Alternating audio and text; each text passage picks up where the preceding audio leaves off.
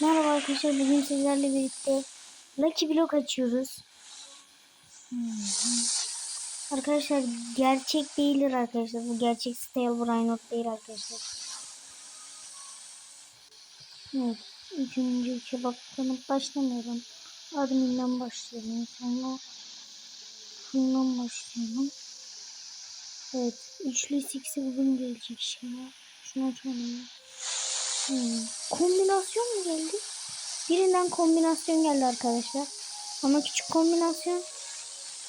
Tortokus geldi. Lost Tortokus. Evet. Bunlar geldi arkadaşlar. Videomuz bu kadardı.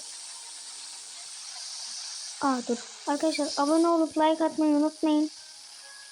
Seni görüyorum. Abone olmuyorsun. Like atmıyorsun. Az destek verin arkadaşlar ve bye bye.